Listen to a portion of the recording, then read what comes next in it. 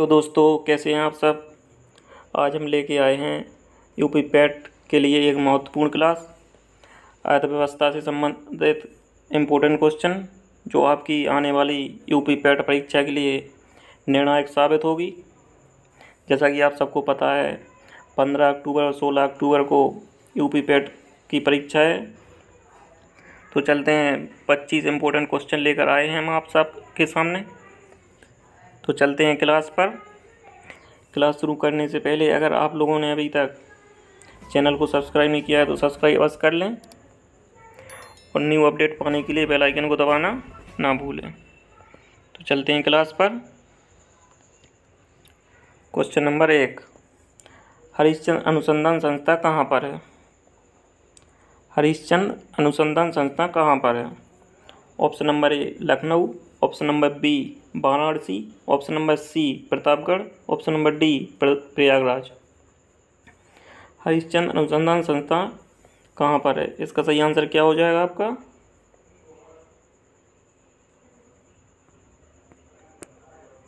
प्रयागराज। इसकी स्थापना कब की गई थी, बताइए।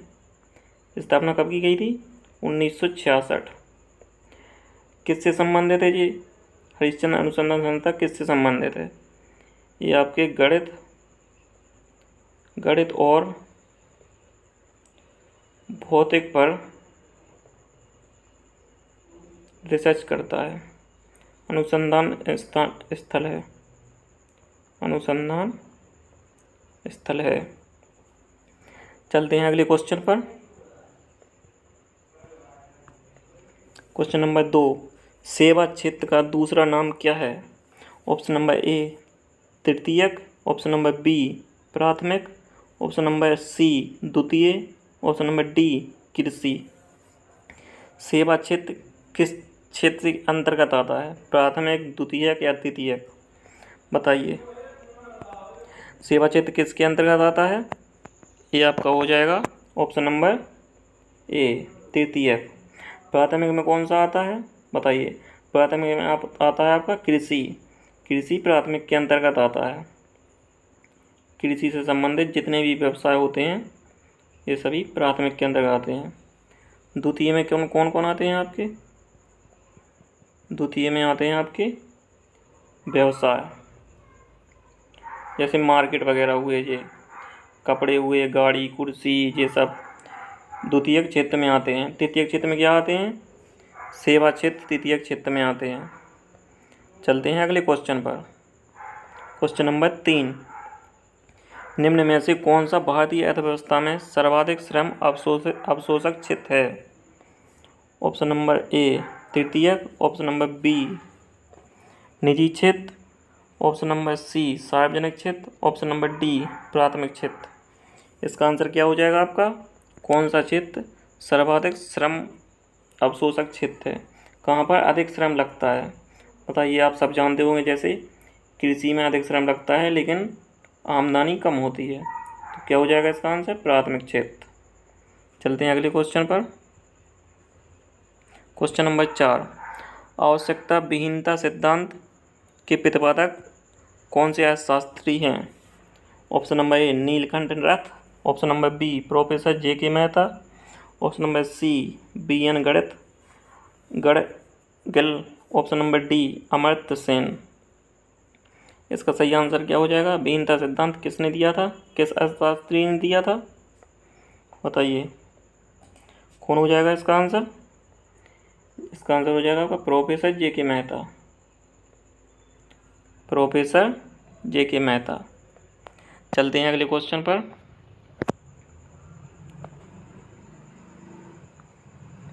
भारतीय अर्थव्यवस्था का मेरुदंड कौन सा क्षेत्र है, बताइए। अर्थव्यवस्था का मेरुदंड कौन सा क्षेत्र कहा जाता है, कहलाता है, बताइए। ऑप्शन नंबर ए सेवा क्षेत्र, ऑप्शन नंबर बी वित्तीय क्षेत्र, ऑप्शन नंबर सी पर्यटन क्षेत्र, ऑप्शन नंबर डी कृषि क्षेत्र। इसका सही आंसर क्या हो जाएगा आपका, बताइए। अर्थव्यवस्था में किसका सर्वाधिक योगदान रहता है, किसका रहता, आप सब जानते हैं, कृषि का सर्वाधिक योगदान रहता। लगभग 50 से 55% जनता कृषि पर निर्भर रहती है। किस पर निर्भर रहती है, कृषि पर निर्भर रहती है।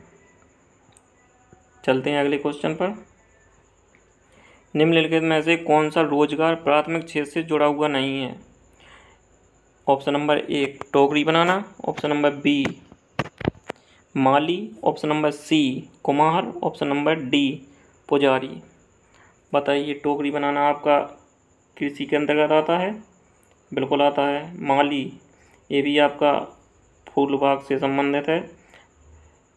कुम्हार, ये भी ग्रामीण में है। पुजारी, ये आपका प्राथमिक क्षेत्र में नहीं आता है। इसका सही आंसर क्या हो जाएगा आपका? ऑप्शन नंबर डी पुजारी। चलते हैं अगले क्वेश्चन पर। क्वेश्चन नंबर 7, मानव पूंजी में निवेश किसके द्वारा किया जा सकता है? ऑप्शन नंबर ए शिक्षा, ऑप्शन नंबर बी प्रशिक्षण, ऑप्शन नंबर सी चिकित्सा अधिकारी, ऑप्शन नंबर डी उपरोक्त सभी। इसका क्या आंसर हो जाएगा आपका? कहाँ पर निवेश कर सकता है मानव? बताइए, कहाँ पर कर सकता है? तीनों में भी, किसी में भी कर सकता है। इसका सही आंसर क्या हो जाएगा आपका? ऑप्शन नंबर डी पुजारी, उपरोक्त सभी। चलते हैं अगले क्वेश्चन पर। क्वेश्चन नंबर 8, भारत में प्रथम आर्थिक जनगणना किस वर्ष में की गई? Option number A 1977, option number B 1975, option number C 1980, option number D 1965। किस वर्ष की गई प्रथम आर्थिक जनगणना? क्या हो जाएगा इसका आंसर? इसका आंसर हो जाएगा आपका ऑप्शन नंबर ए 1977। चलते हैं अगले क्वेश्चन पर। क्वेश्चन नंबर 9, भारत की राष्ट्रीय आय का आकलन करने वाली संस्था कौन सी है? बताइए। Option number A RBI, option number B, ये नीति नहीं होगा, नीति होगा, नीति आयोग। कौन सा आयोग? नीति आयोग। ऑप्शन नंबर सी वित्त मंत्रालय, ऑप्शन नंबर डी केंद्रीय सांख्यिकी संगठन। राष्ट्रीय आय का आकलन कौन सी संस्था करती है? बताइए, इसका आंसर क्या हो जाएगा?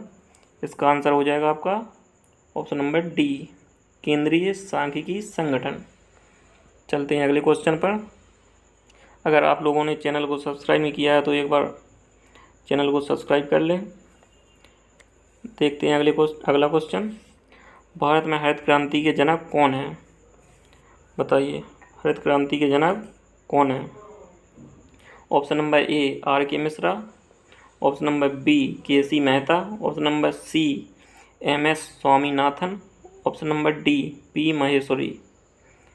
क्या हो जाएगा इसका आंसर? हरित क्रांति के जनक कौन है? कौन कहलाते हैं? M S Swaminathan. चलते हैं अगले क्वेश्चन पर। हरित क्रांति की शुरुआत कब हुई थी? बताइए, कब हुई थी भारत में शुरुआत? 1966 से शुरुआत हुई थी। चलते हैं अगले क्वेश्चन पर। भारत में सकल घरेलू उत्पाद जीडीपी में कृषि का योगदान लगभग कितने प्रतिशत है? Option number A 38%, option number B 35%, option number C 25%, option number D 15%। बताइए, जीडीपी में कृषि का कितना योगदान है? क्या हो जाएगा इसका आंसर? क्या हो जाएगा? इसका आंसर हो जाएगा ऑप्शन नंबर डी 15%। चलते हैं अगले क्वेश्चन पर। क्वेश्चन नंबर 12, सकल घरेलू बचत में कौन सा प्रमुख योगदान करता है? ऑप्शन नंबर ए सरकारी संगठन, ऑप्शन नंबर बी निजी क्षेत्र कंपनियां, ऑप्शन नंबर सी असंगठित क्षेत्र, ऑप्शन नंबर डी परिवार। कौन सबसे ज़्यादा बचत करता है इन चारों में से? क्या हो जाएगा इसका आंसर? ऑप्शन नंबर डी परिवार। चलते हैं अगले क्वेश्चन पर। वो क्वेश्चन नंबर 13, सकल राष्ट्रीय आय हमेशा निवल राष्ट्रीय आय से अधिक होती है क्योंकि इसमें सम्मिलित होती है। ऑप्शन नंबर ए विदेशी अनाज, अनाज होगा यहाँ पर, अनाज। ऑप्शन नंबर बी अप्रत्यक्ष कर, ऑप्शन नंबर सी पूंजी खपत भत्ता, ऑप्शन नंबर डी प्रत्यक्ष कर। क्या हो जाएगा इसका आंसर? इसका आंसर हो जाएगा आपका ऑप्शन नंबर सी पूंजी खपत भत्ता। चलते हैं अगले क्वेश्चन पर। भारत में श्वेत क्रांति के जनक कौन है बताइए। Option number A Balwant Mehta, option number B doctor Verghese Kurien, option number C M S. Swaminathan, option number D Norman Edward. इसका आंसर क्या हो जाएगा आपका? श्वेत क्रांति के जनक कौन है? Option number B doctor Verghese Kurien. Balwant Rai Mehta कौन है? त्रिस्तरीय पंचायती राज व्यवस्था दी थी। क्या दी थी? त्रिस्तरीय पंचायती राज व्यवस्था।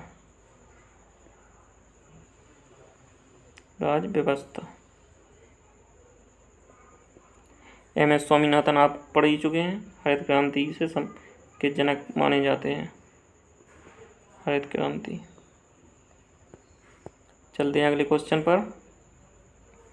भारत में आर्थिक सुधार 1991 के दौरान प्रधानमंत्री कौन थे बताइए। Option number A P V. Narasimha Rao, option number B Atal Bihari Vajpayee, option number C doctor Manmohan Singh, option number D इनमें से कोई नहीं। 1991 में प्रधानमंत्री कौन थे भारत के? इसका सही आंसर क्या हो जाएगा आपका? पी.वी. नरसिम्हा राव। किस नंबर के प्रधानमंत्री थे बताइए। किस नंबर के प्रधानमंत्री थे अजय आपके? किस नंबर के प्रधानमंत्री थे? ये थे आपके 12वें नंबर के, 12 नंबर के प्रधानमंत्री। कब से कब तक थे? 21 जून 1991 से 16 मई 1996 तक थे। प्रथम प्रधानमंत्री कौन थे बताइए। प्रथम प्रधानमंत्री कौन थे? प्रथम हो जाएंगे आपके कौन थे प्रथम? जे.एल. नेहरू, जवाहरलाल नेहरू। कब से कब तक थे बताइए। कब से कब तक थे? ये हो जाएंगे आपके 15 अगस्त 1947 से 27 मई 1964 तक थे। कब तक थे? 1964 तक थे। वर्तमान में प्रधानमंत्री कौन है? कमेंट बॉक्स में ज़रूर बताएं वर्तमान में प्रधानमंत्री कौन है और कब से इनका कार्यकाल चालू हुआ है। ये ज़रूर बताएं कब से इनका कार्यकाल चालू हुआ है। चलते हैं अगले क्वेश्चन पर। Question number 16। कितने प्रतिशत भारतीय जनसंख्या की आजीविका का प्राथमिक स्रोत कृषि है? Option number A 54%, option number B 58%, option number C 62%, option number D 66%। इसका सही आंसर क्या हो जाएगा आपका? 54%। 54% जनसंख्या कृषि पर निर्भर है अपनी आजीविका के लिए। चलते हैं अगले क्वेश्चन पर। Question number 17। निम्नांकित में से किस क्रांति ने तिलहन के उत्पादन में वृद्धि की है बताइए। क्या हो जाएगा इसका आंसर? ऑप्शन नंबर ए हरित क्रांति, ऑप्शन नंबर बी श्वेत क्रांति, ऑप्शन नंबर डी स्वर्ण क्रांति, ऑप्शन नंबर डी पीली क्रांति। हरित क्रांति किससे संबंधित है बताइए आप। हरित क्रांति किससे संबंधित है? कृषि से संबंधित है। किससे संबंधित है? कृषि से संबंधित है। श्वेत क्रांति किससे संबंधित है? दूध उत्पादन से संबंधित है। दूध उत्पादन से संबंधित है। इसे ऑपरेशन फ्लड कहते हैं। ऑपरेशन फ्लड भी कहा जाता है। ऑपरेशन फ्लड भी कहा जाता है। स्वर्ण क्रांति किससे संबंधित है बताइए। स्वर्ण क्रांति आपकी बागवानी से संबंधित है। किससे संबंधित है? बागवानी से संबंधित है। पीली क्रांति जो है जी आपकी तिलहन के उत्पादन से संबंधित है। तिलहन के उत्पादन से संबंधित है। तो इसका सही आंसर क्या हो जाएगा आपका? ऑप्शन नंबर डी पीली क्रांति। चलते हैं अगले क्वेश्चन पर। Question number 18। विशेष कृषि क्षेत्र स्थापित करने वाला पहला भारतीय राज्य कौन सा है? Option number A Tamil Nadu, option number B Punjab, option number C Uttarakhand, option number D Gujarat. इसका सही आंसर क्या हो जाएगा आपका? विशेष कृषि क्षेत्र स्थापित करने वाला राज्य ऑप्शन नंबर सी उत्तराखंड इसका सही आंसर हो जाएगा। चलते हैं अगले क्वेश्चन पर। भूरी क्रांति किसको बल देने पर केंद्रित है? बताइए क्या हो जाएगा इसका आंसर। ऑप्शन नंबर ए चाय और कॉफ़ी के उत्पादन में वृद्धि, ऑप्शन नंबर बी कच्चे चमड़े के उत्पादन में वृद्धि, ऑप्शन नंबर सी उर्वरकों के उत्पादन में वृद्धि, ऑप्शन नंबर डी उपयुक्त में से कोई नहीं। भूरी क्रांति किससे संबंधित है आपकी? उर्वरकों के उत्पादन में वृद्धि। चलते हैं अगले क्वेश्चन पर। निम्नलिखित में से कौन सा पीत क्रांति से संबंधित है? पीत क्रांति किससे संबंधित है? पीत क्रांति इसे ही पीली क्रांति कहा जाता है।